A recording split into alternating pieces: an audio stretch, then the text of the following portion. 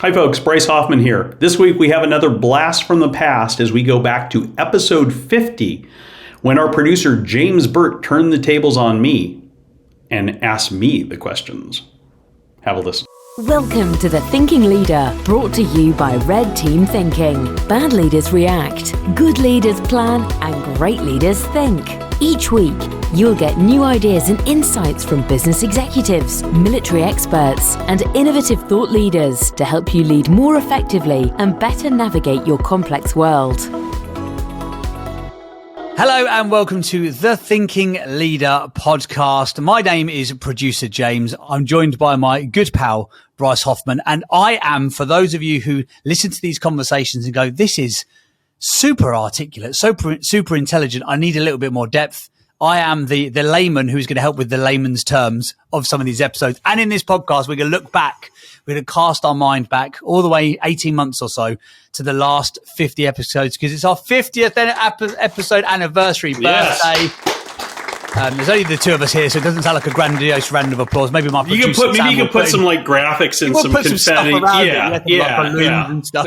maybe Photoshop in, like a crowd of excited like a big people. crowd. I like it. Like a Wembley-esque stadium. I like it. It seems very apt. It is a big milestone, though, James. 50 episodes. It's a lot of episodes. And do you know what? When we were looking back a minute ago, I was doing some research earlier on about, what were the highlights.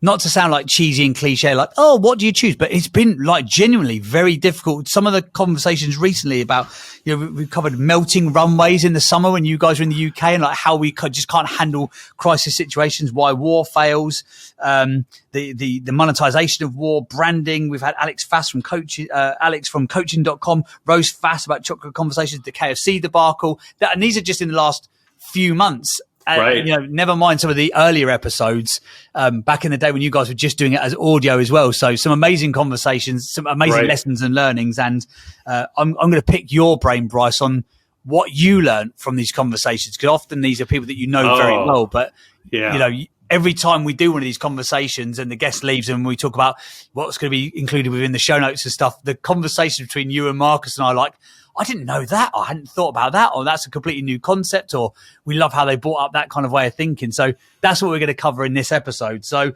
it's so true, James. I mean, I learn so much from our guests. I mean, that's one of the cool things about this, is that I get to talk with some of these people who are just such amazing thinkers, have such amazing ideas, such amazing insights.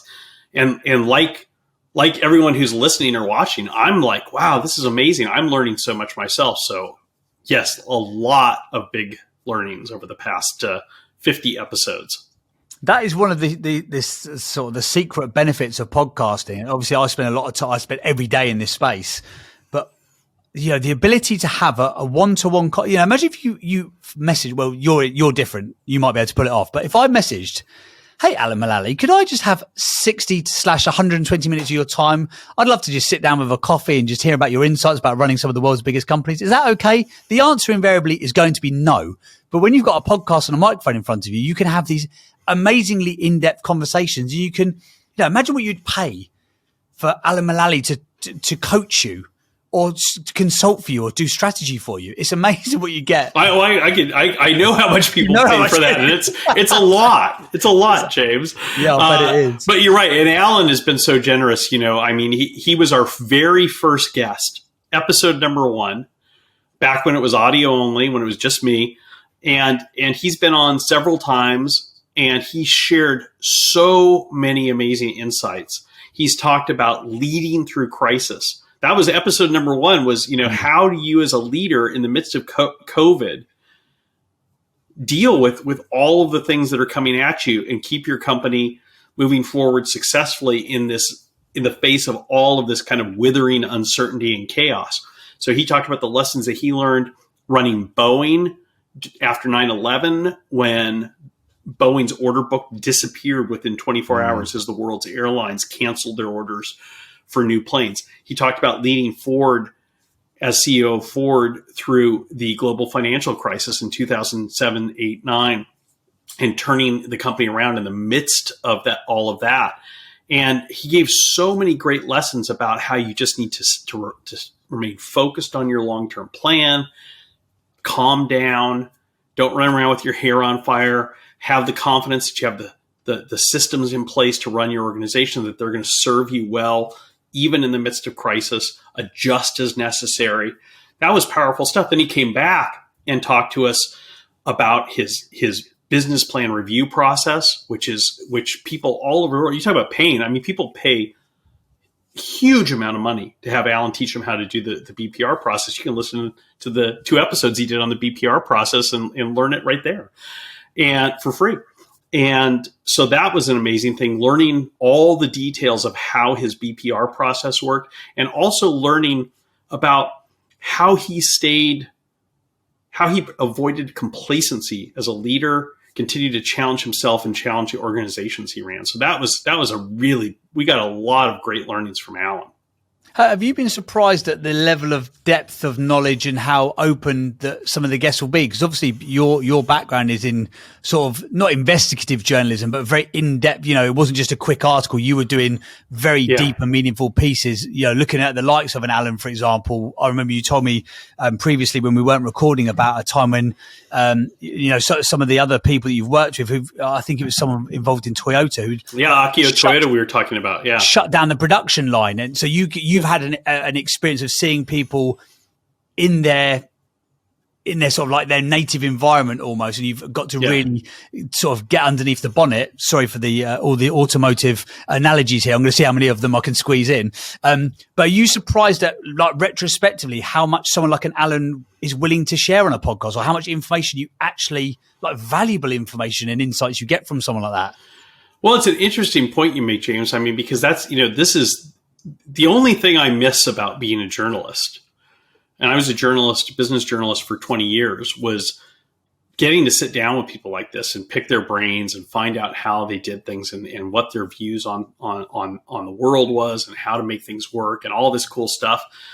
And the podcast is just like that. It's an opportunity to sit down again with these people and just kind of listen to them and learn from them. But the cool thing is that our listeners and viewers get to listen and learn with us. And that's the real cool thing, because, you know, when you're working for a newspaper, there's so much that ends up on the cutting room floor and it's still golden. But when you're listening to the podcast, you're getting everything. You're getting the whole, the full Monty. And that's really powerful. So that's, you know, so absolutely. It's really cool to be able to do that. And like I said, I love learning from other people. That's why I became a journalist in the first place. And like I said, it's the one thing I really missed when I quit journalism back in 2013. So I'm happy to be able to do it again. Sorry to keep turning the spotlight on you, but I've just thought of something that I find really interesting from a psychological perspective. What's the difference for you now versus then? When back in the day, you know, you could spend time like literally on you know, in the factories with the senior higher ups of Toyota. You know, you spent time with Alan when you were creating American Icon, you know, you doing the research for the books and stuff like that. But back in those days, you do these in-depth, you get these insights and these wisdoms from these people. But effectively, the only benefit to you, other than loving to sort of bring their story to life for the readers that you were, you know, creating for, you couldn't really implement a lot of that other than to just become a better journalist, effectively, or a better storyteller. What's the difference now when you hear the insights and the wisdoms? You're like, I can actually deploy that now and make a meaningful impact on the clients and the consultancy stuff that you guys do as a business as well. Do you listen for a different lens? That is, I love your questions, James. So I'm just nosy. This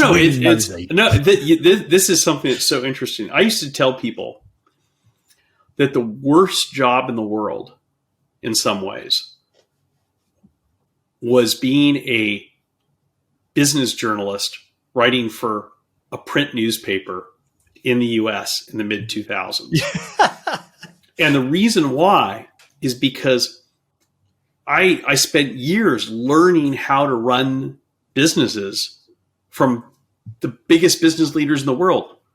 I used to cover Intel. I got to sit with Andy Grove when he was, you know, legendary leader of Intel. I got to work with Akio Toyota when he was at when he was in California, Alan Mulally at Ford, Sergio Marchionne at Fiat Chrysler, all these just titanic business thinkers. And then I'd go back to the office and watch the people around me run their business into the ground. And there's nothing I could say about it, because if I went to the executive offices and knocked on the door and said, hey, this new initiative we're launching, I have some ideas that might make this better, they'd be like, you're a reporter, get back to work and finish your story. I don't want to, what do you, and I that happened to me. Like I took publishers aside and say, hey, I have some ideas about how we could kind of stop our hemorrhaging cash and stuff here that I'd like to share with you. And they'd look at me like, don't you belong in front of a computer typing a story? And they didn't get that I was spending my days sitting with these people who knew more than all the newspaper publishers in the world combined about how to run a profitable business. And that maybe I might have picked something up from all of that. And that was incredibly frustrating, but also I didn't realize myself too what I was getting from that, because I remember vividly, James, the conversation that led me to quit my job as a journalist. So I'd written my first book. I'd written American Icon, which is about how Alan Mulally saved Ford Motor Company. And this guy called me up and he said, hey, I read your book. It's fascinating. I'd like to take you out to breakfast. A lot of people called me up. I mean, the book was a bestseller. There's a lot of people calling me and asking me to come, talk to them or want to, tell me how much they like the book and stuff. And it was very flattering, but also you learn pretty quickly that, it's not the best strategy in the world to answer all those calls. So then I didn't respond to him. And then he kind of sent me another message and said, I'm friends with Alan. And so I was like, okay, now you have my attention. So it turned out he ran Dale Carnegie. He had the Dale Carnegie franchise for Southeast Michigan. Amazing guy. And we met for breakfast, and he told me how much he liked the book and stuff. We started talking, and he looked across at the table at me, and I still remember this. He said, why are you a journalist still? I said, well, I mean, it's literally what I do for a living. So, I mean, it's a bit late for me to go and be a brain surgeon at this point or something like that. And he's like, he said, I cannot think of a less profitable thing for you to be doing with your life than continuing to be a newspaper reporter. And I was like, well, appreciate that. But I knew that I wasn't going to make a fortune when I became a newspaper reporter in the first place. He's like, no, I don't mean profitable in terms of dollars in your pocket, though I do mean that too. He said, I mean profitable for the world. And I'm like, what do you mean? And he said, I've been listening to your stories and stuff. He says, you have over the 20 years you've been a business journalist, you have been inside of hundreds of companies. You've sat with biggest business leaders in the world and some of the worst business leaders in the world. And you've seen what worked and what didn't work. He said, that knowledge would benefit a lot of people, a lot of other businesses. And he said, you should quit your job and start working as a strategic advisor to companies. And I was like, why would anyone hire me? I've never run a company.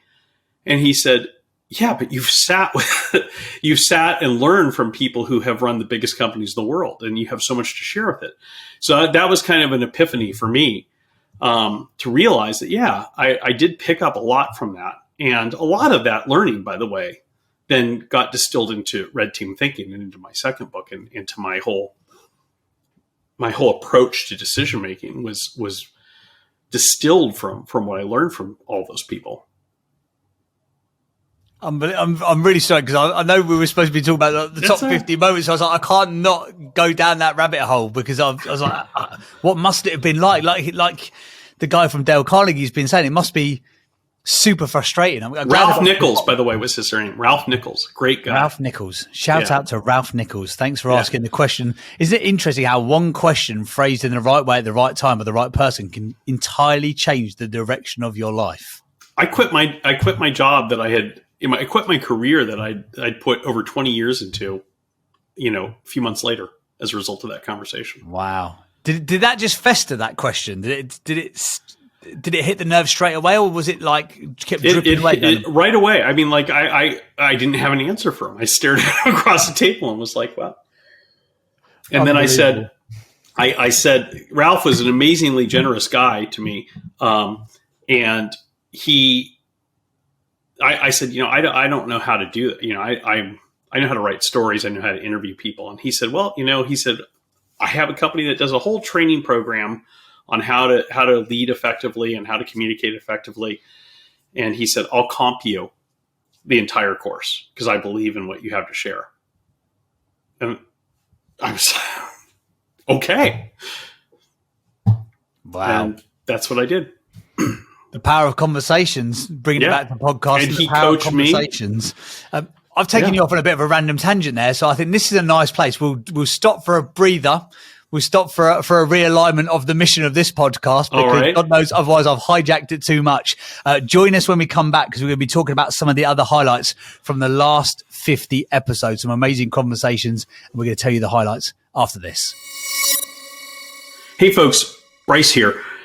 If you're listening to this and you're liking what you're hearing and you're wondering, am I a red team thinker?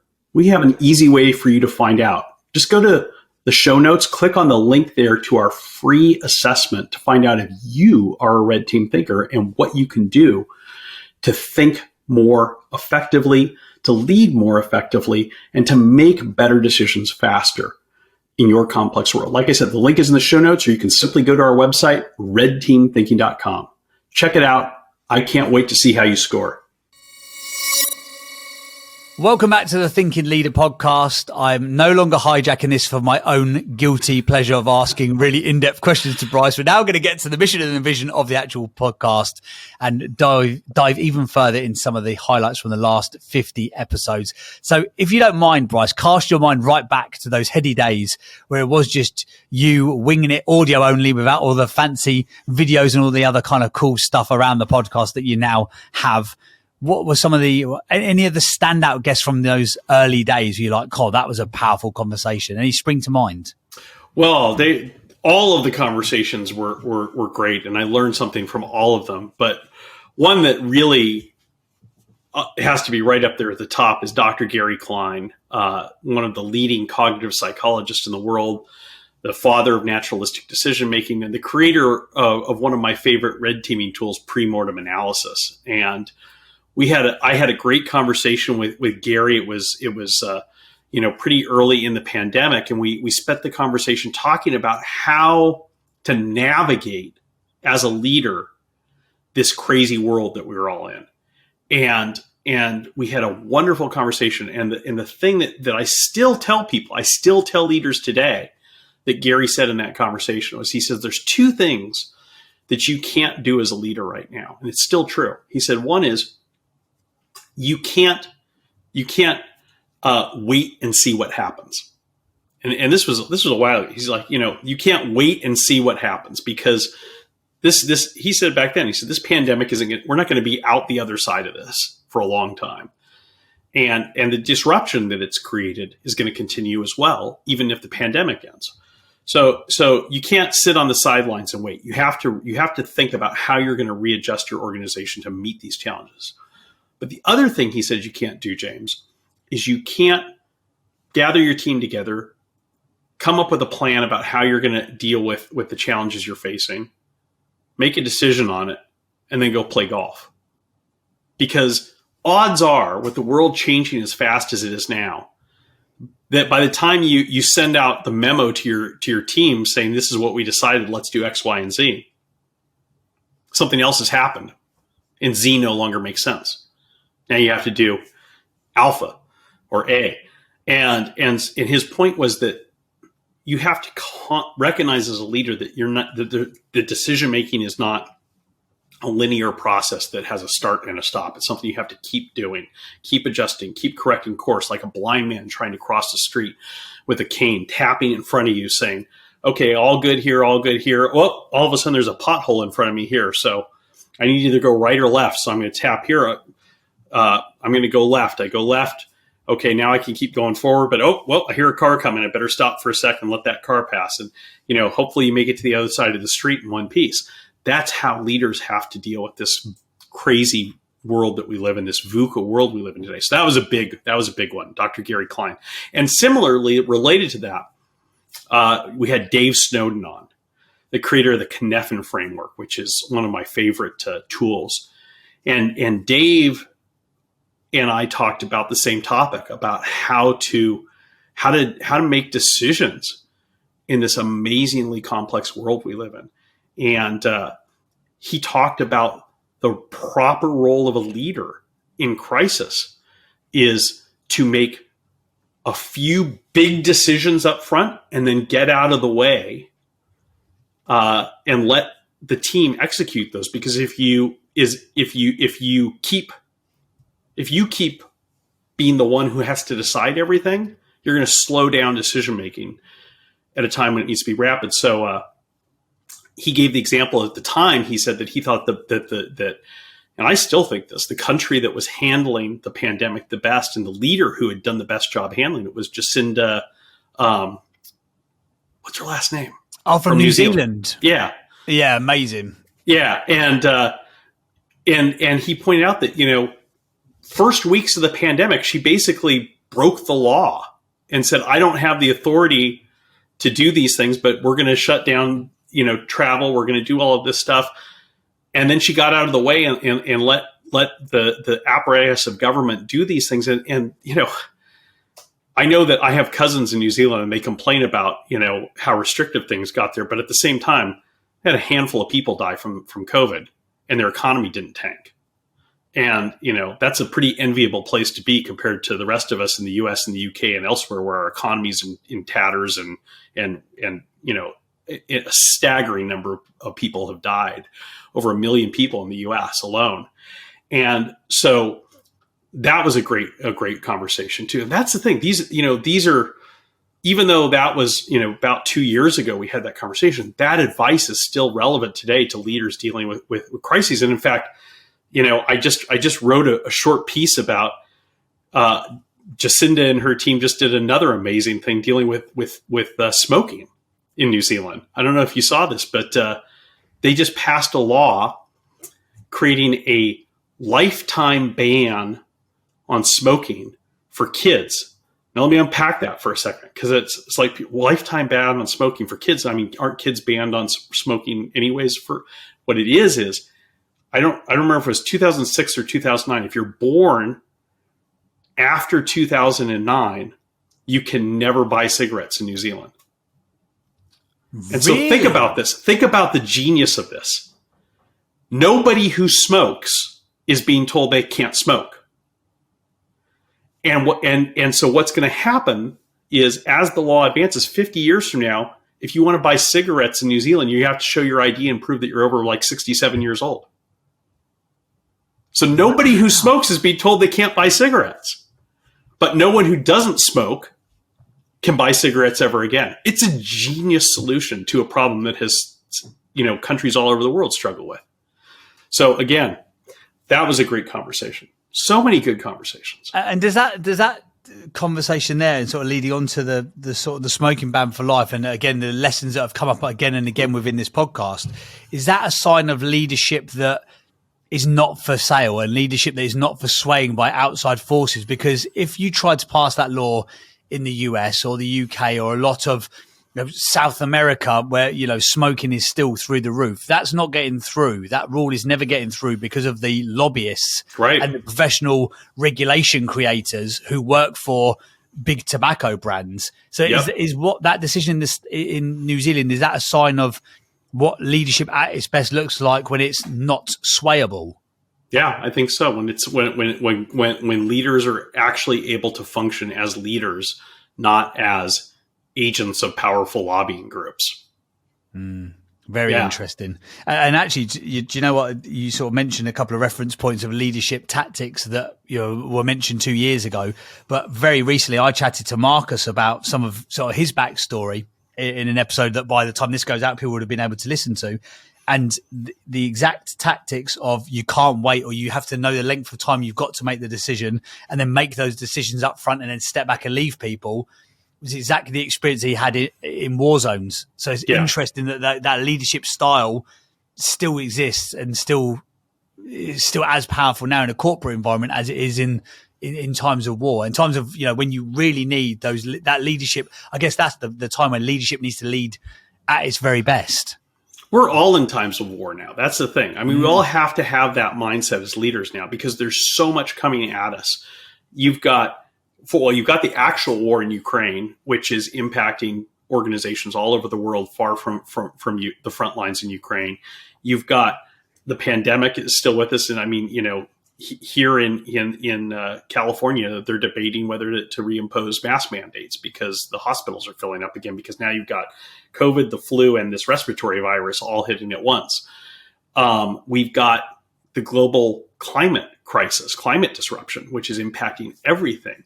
And we are on the precipice of a major financial collapse globally that could be bigger than what we saw in 2008. And so I think you have to have that mindset if you're going to be a leader. So you're absolutely right. And so many of our guests talk about that. I mean, another military leader that we had on that I really enjoyed the conversation was Captain David Marquette, former nuclear submarine commander, author of the book Turn the Ship Around. And here again is a guy whose whole thing was about leading other leaders, helping his team tell him what to do rather than him telling his team what to do.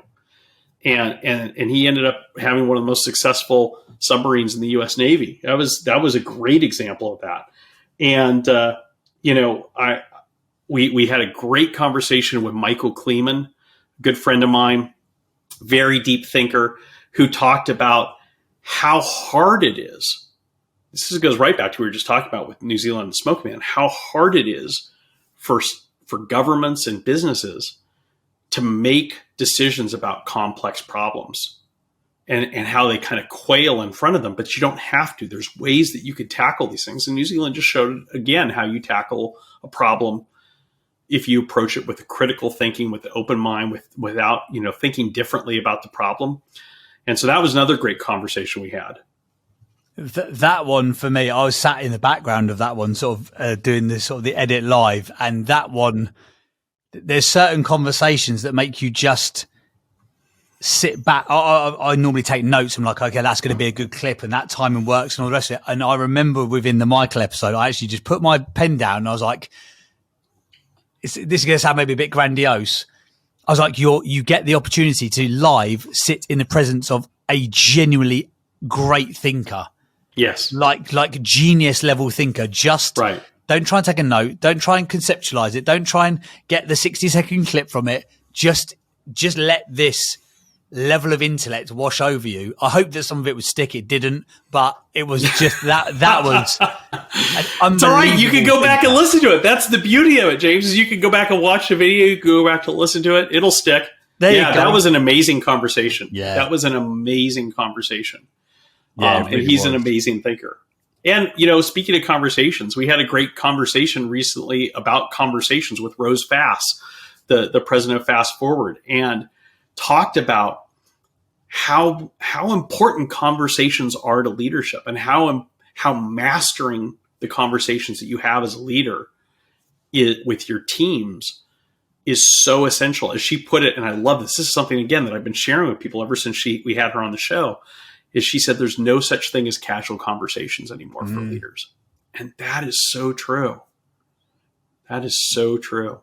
Yeah, she was very, very right. Look, we got to walk towards wrapping up, because otherwise we could talk about every episode for hours and hours. I'm gonna pick a favourite, and then you can pick a favourite. Okay. For me, so my background, as well as the podcasting space, I've worked with big brands doing broadcast PR. So brand broadcast PR for the last 16, 17 years. I've worked with Nando's, Thomas Cook, Nissan, Xbox, Nintendo, the Mars Group, all these huge brands and companies. So I think I know a thing or two about branding, broadcast, and creation of message. Justin Foster blew my flipping mind. And I was like, do I know anything about branding?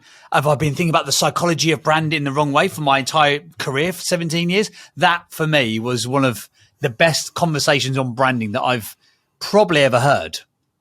Justin is a branding genius. He's our branding consultant.